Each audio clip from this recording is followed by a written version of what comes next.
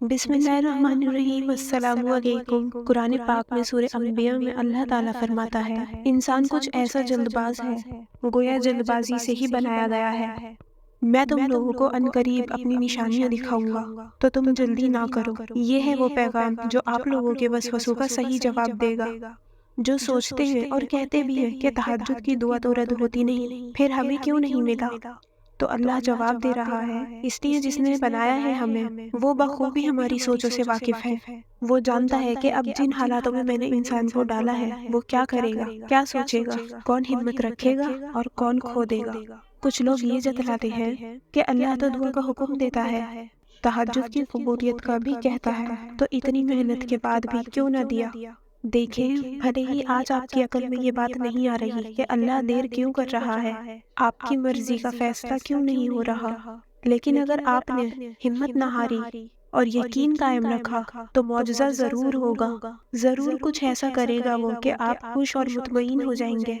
جب ایسا مقام آ جائے جب عقل میں آپ کو معاملات ہی سمجھ میں نہ آ رہے ہوں، وہاں صرف صبر اور دعا کرنی چاہیے، کیونکہ جب آپ کو سمجھ ہی نہیں آ رہا تو مطلب اللہ کی کچھ ایسی مصلحتیں ہیں جو اس نے آپ سے پوشیدہ رکھی ہوئی ہیں۔ اور یہاں بات یہ آتی ہے کہ ہم یقین اللہ پر رکھتے کتنا ہے۔ کیا واقعی ہم یہ بلیو کرتے ہیں کہ وہ ہمارے لیے اچھا فیصلہ کرے گا؟ اسے زیادہ فکر ہے۔ اگر ہم یہ سوچتے ہیں تو ڈپریشن نہیں ہوگا، دل نہیں ٹوٹے گا، مایوسی نہیں ہوگی۔ تو جسے رب کے فیصلوں پر یقین ہوتا ہے نا، تو وہ ماضی کے دکھ میں نہیں گرے رہتے اور نہ ہی مستقبل کے خوف میں مبتلا ہوتے ہیں، جیسے کہ اللہ تعالیٰ نے قرآن پاک میں سورہ ملک میں فرمایا ہے، اور تم لوگ جو اپنی بات چھپا کر کہو یا اسے بلند آواز میں کہو، اللہ سینے کی چھپی ہوئی باتوں کو خوب جانتا ہے۔ اس رب کو بہت پسند ہے جب آپ آدھی رات میں نیند قربان کر کے اس کے سامنے بیٹھ جاتے ہیں، اسے اپنے وسوسوں کے بارے میں بتاتے ہیں، مستقبل کے خوف کے بارے میں بتاتے ہیں، پھر پھوٹ پھوٹ کر رو رو کر اسے ضد کر کے مناتے ہیں، اسے بتاتے ہیں کہ کیا چیز ہے جو آپ کو بے حد الجھائے ہوئے ہے، جو آپ کو پریشان کر رہی ہے، صبر کرنے سے روک رہی ہے۔ اور جب تک یہ باتوں کا سلسلہ چلتا ہے، جب تک روح بہت مطمئن رہتی ہے، دل کو سکون بھی ملتا ہے، لیکن جیسے ہی آپ اٹھتے ہیں تو دل دکھنا، خوف میں آنا اور وسوسوں میں آنا شروع ہو جاتا ہے۔ وجہ کیا؟ کیونکہ جب تک انسان نماز پڑھ رہا ہوتا ہے، دعا کر رہا ہوتا ہے، تو اس کی فریکوینسی اللہ سے اس طرح جڑی ہوتی ہے کہ کنیکشن بالکل کلیئر آ رہا ہوتا ہے۔ اور ظاہر ہے جب نماز سے فارغ ہوئے دنیا کے کاموں میں لگے تو دھیان اللہ تعالیٰ سے ہٹنے لگتا ہے۔ یہی وجہ ہے جو انسان وسوسوں میں گرفتار رہتا ہے۔ اب غلطی کس کی ہے؟ کیونکہ اب آپ اپنا دھیان اللہ سے ہٹا کر حالات کو دیکھنا شروع کر دیتے ہیں کہ ابھی تک تو کچھ ہوا ہی نہیں، حالانکہ منایا تو اللہ کو بہت زیادہ تھا، اور جس وقت منا رہا تھا دل میں سکون بھی آ گیا تھا، جواب بھی مل رہا تھا، جیسے میری سن لی گئی ہے، لیکن تب کیوں ایسا ہوا؟ بعد میں تو رزلٹ کچھ بھی سامنے نہیں آ رہے۔ تو اس خیال کو کہتے ہیں عقل میں پھنسنا۔ اللہ وہی کا وہی ہے، کھو آپ جاتے ہیں اپنے خیالوں کی بدولت دنیا کے دھوکے میں۔ اس رب کی شان میں یہ ہے ہی نہیں کہ وہ آپ کو خالی ہاتھ لوٹائے۔ تو اس لیے اللہ نے قرآن پاک میں سورہ ملک میں فرمایا، کیا وہ شخص جو منہ کے بل اوندھا چل رہا ہے زیادہ راہ راست پر ہے، یا وہ شخص جو سیدھی حالت میں صحیح راہ پر گامزن ہے؟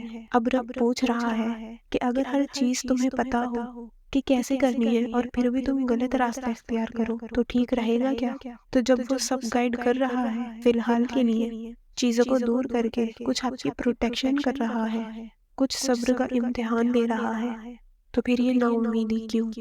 اتنی مایوسی؟ یہ غلط راہ نہیں تو اور کیا ہے؟ اس رب کو اتنا پیار ہے آپ سے، اتنی فکر ہے کہ ایسی جوانی میں تہجد کی لگن لگوا دی۔ کیا یہ اتفاق کی بات ہے کہ اپنا قرب عطا کر دیا؟ وہ آپ کے لیے کیوں غلط فیصلے کرے گا؟ وہ کیوں ایسا کرے گا جس میں آپ کی خوشی شامل نہ ہو؟ کیوں ایسا کرے گا کہ آپ کو تکلیف ملے اور آپ کی خوشی پوری نہ ہو؟ اگر یہ کرنا ہوتا تو دعا کی توفیق یا اس کا خیال کیوں دیتا، اور اس کو منانے کا خیال آپ کے دل میں کیوں آتا؟ جب وہ کہتا ہے تم جہاں کہیں بھی ہو میں تمہارے ساتھ ہوں، آپ کو خود سے پوچھنا ہوگا کہ آپ کہاں ہیں۔ اللہ جو پیغامات اور نشانیاں آپ تک پہنچا رہا ہے، کہ آپ واقعی ان پر یقین کر کے بیٹھے ہوئے ہیں؟ اور یاد رکھیں، اللہ تعالیٰ نے جو بھی اپنے کلام میں فرمایا ہے وہ سچا ہے، اب کام آپ کا ہے اس پر عمل کرنا، نہ کہ سوال کرنا کہ اب سب ہمت ختم۔ اللہ تعالیٰ نے تو بتا دیا ہے کہ میں کافی ہوں، اب سوال یہ ہے کیا ہم کافی سمجھ رہے ہیں اسے؟ کہیں ایسا تو نہیں کہ زبان سے صرف اقرار کر رہے ہیں اور دل میں کہیں نہ کہیں کبھی کسی سے کچھ کہہ دیا تو کبھی کسی کی ہاں میں ہاں ملا دی اور اسی راہ پر چل پڑے؟ کیا ساری ہمتیں کھو کر مایوسی کے اندھیروں میں جاتے جا رہے ہیں؟ آپ یہ دیکھیں، بہت سے لوگوں کو آج کا دن بھی نصیب نہیں ہوا، بہت سے لوگ آج بھی روزی کے لیے بھٹک رہے ہوں گے، بہت سے اپنوں کی زندگی بچانے کے لیے انتظامات کر رہے ہوں گے، بہت سے لوگ آج بھی بھوکے سو جائیں گے، کچھ لوگ بنا چھت کے سو جائیں گے۔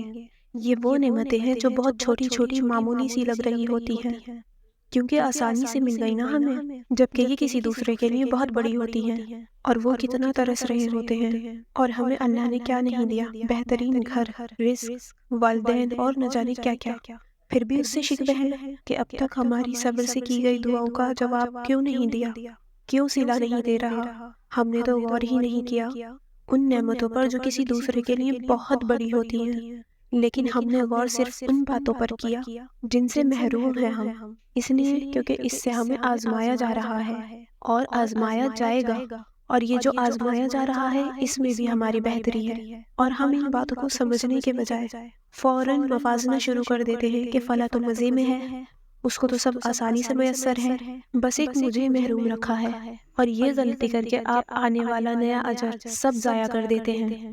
اگر آپ دیکھ لینا کہ اس آزمائش کے ذریعے اس نے دنیا اور آخرت میں کیا کیا دینا ہے آپ کو، تو کبھی بھی غلطی سے ایسے الفاظ زبان پر نہیں لے کر آئیں گے۔